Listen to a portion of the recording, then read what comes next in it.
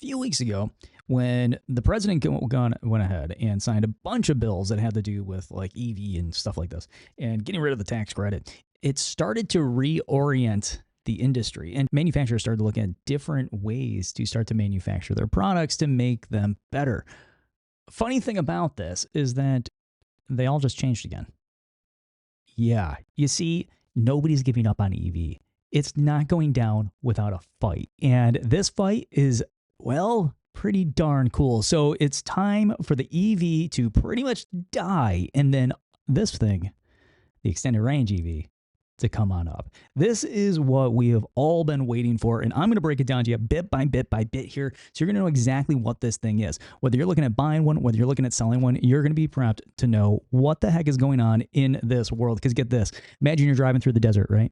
And you're like, you're looking down at your gauges, and you're like, oh man, my all electric range is like nothing here, and I got to find a charging station. Well, if you're in an EV, you're kind of hosed. And if you're in a gas car, you're kind of hosed. It doesn't really matter in this instance. But in an extended range EV, you can look down at your gauges and go, oh man, I'm almost out of juice. And either by pushing a button or being automatic, a tiny little generator turns on, fills your battery back up, and next thing you know, you are continuing to drive. So that's what we're going to talk about today, how this whole thing works. Sit back, relax, here we go. So EREVs, what are they? Well, they're EV first, they're gas second is the easiest way to put it, right? So with EREVs, you start off, you charge the vehicle up, right? You don't even have to charge the vehicle up, which is one of the coolest parts about this. But with some of them, you'll be able to plug this thing into the wall, charge it up. And then when you want to drive it, you just unplug it and drive it, right? Just like you would any other vehicle on the planet. But EREVs have a trick up their sleeve.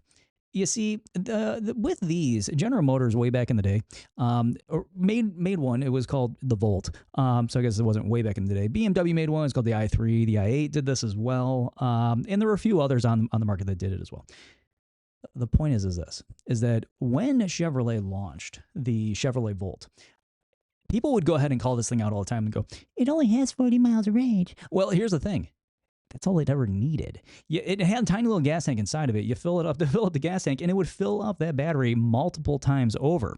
Now, for anybody out there that's like, I will never drive an EV. Oh, well, hey, all those people, they have every right to go ahead and say that they would never drive an EV. But what if it was something that you can directly show them that would affect their pocketbook very quickly? This is where the EREV shines, because for some individuals, you got to have that stair step, right? You got to get them, on the idea of, okay, so here's your gas car, right? And then you ask them, do you want better fuel economy? And of course they'll go, oh yeah, I want a better fuel economy. All right, how about a hybrid? No, I don't want a hybrid. That was like 15 years ago, maybe 20 years ago. They would go ahead and complain about hybrid. But as soon as they see the differences in the fuel economy, the game changes. My mom was actually telling me a story yesterday when I was talking to her. And she goes, yeah, I have my my RAV4 here, and I'm driving it. And my friend looks over, and she's like complaining about hybrids and how she would never own a hybrid, and I'm just dealing with it. And all of a sudden, my mom goes, and then I pointed at the gauges, and she saw 48.5. And I said, do you know what that number is? And the woman apparently said, no, I don't. I have no idea what it is, but I would never own a hybrid. And mom goes, that's my fuel economy. And as my mother would, she shut her mouth, looked out the window, and let the person go ahead and stew on that for a second, simply because, when it comes down to the most expensive bills that some of us have, comes down to the money that we waste when we put them in our gas tank. So EREV is here to change the game, right? So think of it like having an electric vehicle like 99% of the time, but that 1% is going to be that safety net on long trips that's going to make you go, hey, you know what, there's a charging station there. Should we pull over, honey? Do we have gas? Yeah, we have gas. No, just keep going. Well, how about the next one? No, just keep going. Just keep driving. Just keep driving, because this thing will go on forever, which is one of the most beautiful things about EREV, right? The ability to have a vehicle that, well, you don't need to stop and charge it. So for all those people out there that think that charging is this major inconvenience, no reason to stop and charge. And then when you get home, some of these vehicles will give you the ability to plug it on in and charge it all the way up for, dirt cheap. And then if you want, you can run it on gas all day long if you feel the need to. Quick definition on these. So what is an EREV technically? Well, technically, it's, as I said, it's an EV first with this battery generator backup thing inside of it, right? And With this, when you've gone ahead and you've depleted the battery, these will switch over to gas. And that's just how it is. But the gas engine is not connected to the drivetrain. Now, this means that when you get in the vehicle and you're driving it, it's going to have that nice silent feel that electric has. It's going to have that really quick get up and go that electric has. It's going to do all the amazing things that an EV will do. But for anybody that is gas minded out there, we can look at them and go, yo, we got your back too, right? Because we can go ahead and put in, let's say, 10 gallons of gas in this thing. And its fuel efficiency, instead of being in, let's say, like the 30s, 35, you know where those people that hate EVs love to be for fuel economy. It's like their sweet spot for wasting cash. They could go ahead and get on into this thing or this design of vehicle and spend a fraction of the price and still be super happy that, oh man, I get to go to the gas pump and still visit these people all the time, make my weekly donation to OPEC. And so I mean, if that's what they want to do, cool, we're going to give them that ability. But here's the beautiful part about this: if you're an EV person and you've been subject of driving in places that just don't support your lifestyle, and there are still some places like that where you have to drive out there and you're just like, where do I charge? Right? And I don't want to be on 110. That's super slow, and I'm going to be here like for the next few days. So in this scenario, you can go ahead, hop out of your EV, get into an EREV, and not have any of those issues ever again. How do we hit this from the buyer's perspective, though? Well, we got to educate them, right? They need to trust these things. They need to have confidence in the fact that they work the way that they do. And they need to understand that this isn't some trick that's being pulled over their eyes, right? We know that humanity has to make this next page turn, right? We got to get off burning these fossil fuels and move on into a different type of technology. Now, for any of you that's like, well, Andy's gone full tree hugger, hold on a second here. If any of you are Star Wars fans, if you are sci-fi fans, if you are fans of, anything space faring, let me fill you out on a little something here. You can't burn gasoline in space. No, you can't. And you want to know why you can't? Because these little crazy things called explosions, right? Not good for the people on the spacecraft. So here's the deal. If you want to go ahead and see humanity actually move forward, we got to get past this whole idea that, what happened in the 1800s, we can let it go today. We can just let it go, right? The auto design the engine. Right, you had James Atkinson in there. You had all of these incredible minds designing the internal combustion engine, and it was great for about 120 years, 150 years. It's time to make that change, and this is the next step, right? So EV was, for a lot of people, too dramatic. That's fine, too dramatic. This is the next step in that whole process. So with all good things, we have detractors, right? And so I sat down and I thought about it over the weekend, and I said, okay, so we are all manufacturers right now are looking at this whole extended range EV kind of idea. And with these, what will people say that will be just as ridiculous as what they say about EVs, right? Because we all make assumptions, and no matter how much we love or hate something, we all make mistakes in what we say about them. But with EV, we can be honest here, it's been filleted with a bunch of misinformation that just kind of makes people hate it for whatever reason. I don't understand why we hate things because of what's under the hood. Yeah, there was a lot of meaning there. But here's the thing. When we go ahead and take a look at this in my list that I created, so you'll have some people that will go, well, it's just a PHEV. Question for you. What are you driving right now? Oh, yeah. You got that big old V6. You've had that vehicle for how long? About 9 years. No kidding. I bet it's doing great on fuel efficiency. So obviously we can't say that to a customer. But the thing is that these things do run on gas. Right. But with PHEVs, they're going to use more of like a hybrid sort of primary drive where you have the gas engine and the electric motor working together to give you that acceleration. Whereas with EREVs, 90% of the time it's an EV mode. The rest of the time, it's just got that little, smaller than a lawnmower engine in most circumstances, firing up, spinning a little generator, and then that goes ahead and fills your battery back up. And then you'll also have other people that will go ahead and say, well, it still uses gas, so why bother? Really? Really? You're not going to run the basic math in your checking account here, right? Because here's the thing, it still uses gas, yes, but your fuel efficiency is going to be absolutely insanely nuts, right? So if your commute is, let's say, under 50 miles, you might actually never use gas with this thing. And then you get home, you plug it back in, and then your next day, there you go, no gas again. But on long trips, you're not going to have to stress at all. Right? I imagine that with these things, because there's so few of them that are on the market right now, there's going to be like a whole horde of them coming up probably in the next few years here. But with these things, I would imagine that we will be breaking probably the 1,000-mile mark per battery per tank fairly quickly. Reason being is that, let's say I have a vehicle that runs 300 miles on a charge, right? Well, if they got a gas engine inside of there, then that little gas engine can charge that battery up, let's say, in 5 gallons. Okay. I don't have the actual energy conversion sitting in front of me, but let's just say we can now go ahead and charge that battery up one extra time. We're up to 600 miles. Another time, and we are up to 900 or 600. Yeah, 900 miles. And then after that, now we're up to 1,200, and now your 15-gallon tank is depleted. So we just went ahead and went 1,200 miles on 15 gallons. Who does that? It's hilarious. So this particular platform is not new. Actually, it's been around a very, very, very long time. So we're going to talk history in just a moment here. But other little things. Some people will say, well, more parts equals more maintenance issues. What are you like 19? You buying a car from like the 1930s, and you're like, oh, it has power windows now, so therefore must be complicated. It's magic. They roll up, they roll down. No, these things are not brand new. You got to remember is that, these generators that are inside of here, a lot of them are no bigger than your average small EV motor. Also, when it comes, you're talking like a pool motor kind of size with some of this stuff. In addition to that, they don't have a transmission, right? A lot of them have reduction gear systems inside of them, but there's no transmission. There's going to be fewer moving parts than most hybrids because you don't have a connection of the gas engine and the electric motor being bolted together to perform that action. So there's going to overall be less maintenance. Now, nice part about this is that oil changes probably are not going to be very often because you're going to be using this vehicle. 90% of your mileage is going to be an EV. And then it just kicks on that little motor in the back, engine in the back, to spin a little generator.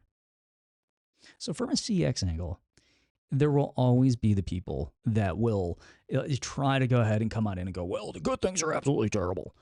We know that, right? We know that we're going to get people on in with crappy attitudes going, well, why would I want the EV? Well, here's the deal. Because again, you on your toothbrush you used this morning, it had a motor on it. On your screwdriver, you have a motor on that too. I've done this a billion times.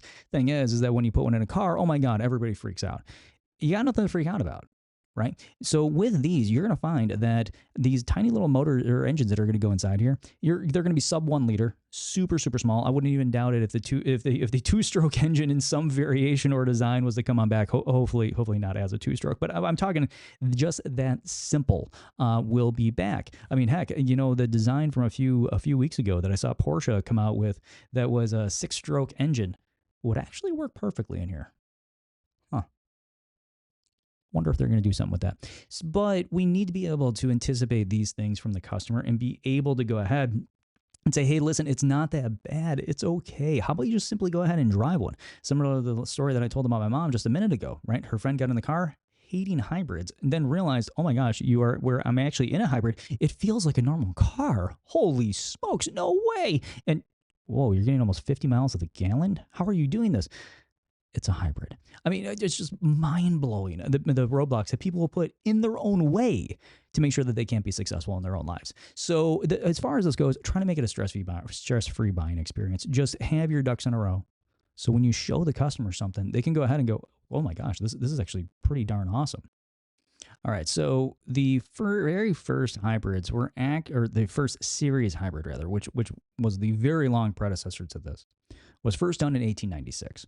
Now, in the late 1800s, there was a lot going on with propulsion. We realized pretty early on, and a slightly different thought process though. We realized pretty early on that fossil fuel was not the way to go. And the reason for this, number one, Henry Ford was screaming it. Number two, when it came down to things like electric, well, we realized that pretty quickly that drilling was very expensive. It required new machinery that was different that not everybody had. And at the same time, transportation of oil was just like, oh my gosh, this is crazy expensive. There's a reason why fuel in the United States costs so much. I mean, some countries it's far worse. But when it comes to here and well, the rest of the world in the 1800s, they realized that we're all going to have electricity. Let's just go ahead and start there. So when a German inventor in 1896 created the first series hybrid, right? This was the first recorded attempt at something that resembled an EREV, right? It came from Andreas Falken. He was a German inventor. He ended up developing the first electric cars around that time, and other engineers like, let's see, H. Piper over in Belgium, they experimented with these things, and they realized that, wait, hold on. We have generators. We have the electric vehicle. How about we marry them together in something that just simply makes sense? So when you need more power, you just flip a switch, and next thing you know, oh, hey, look at that, we got more range. Now, before he ended up getting famous in 1901, Ferdinand Porsche went ahead and made what was called the Lunar Porsche Mixte. I think I'm saying that right. And this particular vehicle used a gas engine and an electric motor on the wheels, right? The concept nearly identically the same to modern day EREVs because people were starting to understand is that, and Porsche was huge with this. Porsche actually created one of the first actual EVs that's out there. They created one of the very first actual hybrids that was out there. And then the whole industry just started to change once people were like, no, we are going to dig it up and we are going to pump it into our car. And by the way, it comes from dinosaurs. It doesn't. It doesn't. That's not oil at all. Now, the next iteration came in 1920. This is when EREV started to be applied to other applications because Ford had his vehicle out, the assembly line was going, vehicles were being cranked out. We had a couple wars on the horizon here, not that we were gearing up for those, that we saw them in the future or anything. But the thing is that we were starting to industrialize. So with all of this industrialization, people went ahead and said, hey, the internal combustion engine is pretty handy. Let's just go ahead and shoehorn it in everything. And so then you had things like St. Louis they had their smog issue. You had Hollywood problems. You had all sorts of. I mean, you take a look at what the small gas two-stroke electric engine did to I guess China's atmosphere in some of their major cities. So the thing was is that gas started to grab hold, but transportation services looked at it and said, wait. EREV is actually the way to go. Your average train right now, if it's not powered by some sort of electricity, like a bullet train, it's an EREV. It powers itself off of a gigantic battery that is then powered by massive generators that are on there. Now, they figured out in the transportation industry, in trains and in submarines, that the electric motor has more power. And we can use the power from the liquid fuel to charge that battery up so that power can be used more effectively when we go ahead and transfer from our liquid to our mechanical energy. So with this, by going ahead and making it so the electric motor can use its very high torque capabilities, we're able to put this thing on, again, trains. And I think there was a commercial back in the day from like Amtrak or something that said, well, we can go like 50 miles on 1 gallon. And if you just simply think about that for a second, 50 miles on 1 gallon and it's a train, that's bonkers. I mean, it should be like 1 gallon per foot. But no, that's not actually the case here anymore with locomotive. So now that we start to apply it to car, this becomes pretty cool. Now, moving on to the next one here. So let's get up to modern day. In modern day, in the 1960s and 1980s, the oil crisis happens. And when the oil crisis happened, it was bad. And I'll do a podcast on that eventually. But the world faced this terrible fuel shortage, and General Motors started to experience this massive drop in their sales. And so what they did is they took a look at what people were actually needing. And what they realized was the obvious. They didn't necessarily need more gas. They needed more range. And so what they did is they created what was called the Sterling 1. The Sterling 1 went ahead and it featured a battery pack that was supplemented, well, with a small Sterling engine. And this thing just kept the charge going. It would just run and keep that battery topped up. Now, with this, though, the batteries are too weak to make it practical, but they realized that they were really onto something. This vehicle eventually gave rise to the Chevrolet Volt and Bolt and the ideas behind the BMW i3 and i8s. But Briggs and Stratton looked at this and they were like, well, hold the phone here, General Motors. We got something here as well. So what they did is they built something that looked more like a golf cart. And this little golf cart little thing was powered by, a battery, just like any of them. But it also included that gasoline engine.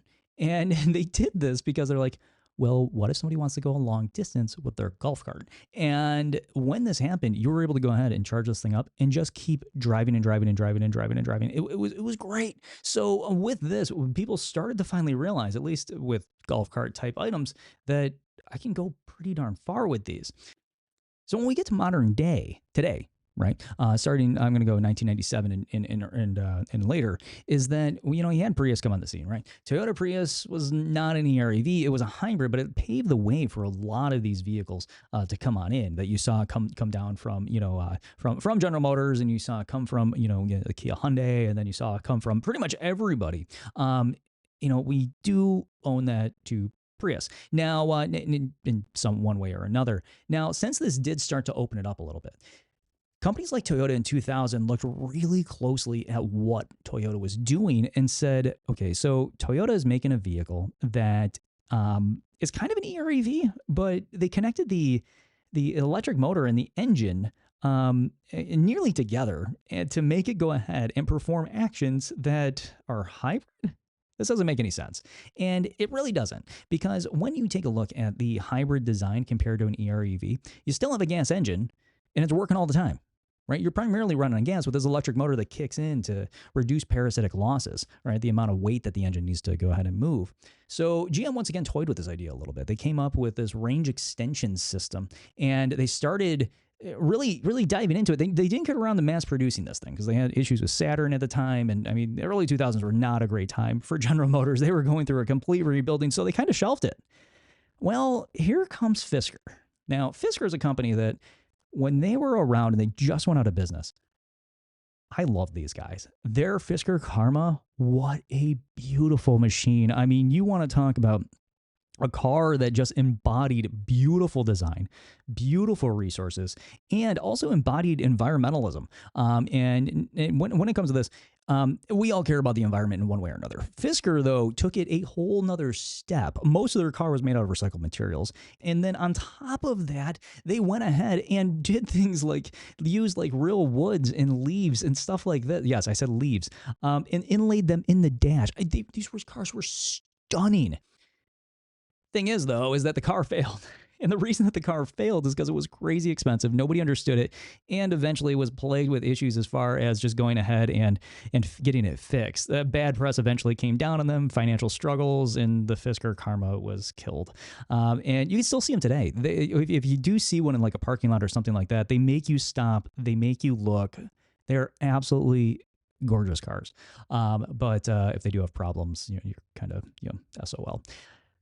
And so then, here comes General Motors again. Now, General Motors stepped back up to the helm after Fisker said, "Hey, you know what? We got to kind of tap out a little bit on this." Now, Fisker didn't die off until just very, very recently. I think December, November last year, in 2024. But what they did end up doing, Chevrolet, is going ahead and taking a quick look at what everybody was doing out there, and they said, "Wait. We've partnered with some absolutely incredible designers, some incredible engineers, and we're going to go find some people out there that could help us out a little bit because we have an idea." And they put the idea in front of a lot of people, especially their engineers, and their engineers kind of backed up a little bit, and they're like, I don't know. How about we just make a hybrid? And they said, no, listen, we screwed around with EV1. We brought out Hummer, right? Everybody knows what happened. Nobody wants to talk about it. I'll do a podcast on it someday. But the thing is that we got rid of our electrics. We brought out this thing, and this thing's out here. Nobody wants to really go ahead and buy it because it looks like a gigantic rolling shoebox, and it doesn't really, embody Hummer. And so let's go ahead and we're going to kill this, and then we'll figure something else out in the end. Well, with this, during this time of transition, everybody went ahead and said, well, the EV1 should have stuck around, right? Now they're all sitting out there in a desert somewhere just rotting away. But the thing is that General Motors had another trick up their sleeve. Here's the Volt. They looked at their engineers and designers and they said, here's the rules. We want this thing to only go 40 miles. And they said, only 40 miles? And they said, whoa, hold on. And we want a gas generator to kick in when that battery starts to drain. Oh. Okay, this is a little bizarre, but I hear you. And then they said, now here's the thing. We want this to be a platform that people can go ahead and say, hey, I can unplug it from the house, drive 40 miles on a charge. But if I ended up going further than that, I wanted to go ahead and switch on over to gas, right? And the gas engine was never connected directly to the drive line. This way, you would be able to go ahead and hit the accelerator, and it would still do its job as an electric vehicle, and the vehicle wouldn't feel bizarre or weird like some hybrids tend to do. So as time progressed, they went ahead and said, you know what? We have some better ideas on the horizon. Let's go ahead and create the Bolt. So they created the Bolt, and they started to change direction and go more just straight up EV. But the Volt itself will probably make some fashion of a return. I would bet a lot of coin that when it comes down to the Bolt coming back, well, you're probably going to see it. Because with EREV, it's something that has to happen. It's almost like looking for the God particle in modern day, right? It will change absolutely everything, because now we can look at customers and go, hey, so yeah, you wanted a 35, 40 miles of the gallon, right? Yeah. So what if I can go ahead and get you, I don't know, like 200? I kid you not. This is what we can tell people, because the equivalent cost of charging a vehicle to 40 miles is a fraction of the cost of filling up a gas car to 40 miles. So BMW hops on this train, and they're like, okay, the Volt's doing okay. 5 years later, it comes out in 2010. BMW comes out with the i3 Rex in let's see, 2015. And then when the i3 came out, they said, hey, listen, you can go ahead and buy it as an electric car. So cool, you can buy it as an electric car, or you can get the range extender. And people would go ahead and say, wait, what's the range extender there? Well, if you don't want to worry about where you're going to charge this thing, you just go ahead and put a couple gallons of gas in it, and it charges your battery up a few times. What? So wait, hold on. Instead of charging through the wall, I can charge at the gas station? Yeah, actually, that's exactly what I'm telling you. Just note that if you charge it from the wall, it's going to be substantially less in cost. But if you're one of those people that just wants that safety net, you can very simply go ahead and just fill it up at a gas station, and the generator kicks in and charges your car up. Are you kidding me? No, that's exactly how it works. So with this, it found this little niche in the automotive industry, and it didn't sell quickly. And the reason was the BMW i3, it's a tiny car. I mean, I don't mean to pick on BMW with this thing, but there's somebody needs to manufacture a car like this for people. It's about the size of a golf cart. But if you ever get inside one of these, they're gorgeous. The BMW totally made up for its weird looking exterior with an absolutely stunning interior. Now, let's go ahead and look at the 2000s. Today, Li Auto has an EREV, and they're in the Chinese market. Now, they just went ahead and broke 500,000 vehicles in 2020, and all they make are EREVs. So that's just from 2023 to 2024. That's all they make. If that's the case, and they brought this thing out and with very little advertising just demolished the gas and also all their competitors when it comes to EV, it tells me that people are ready for EV.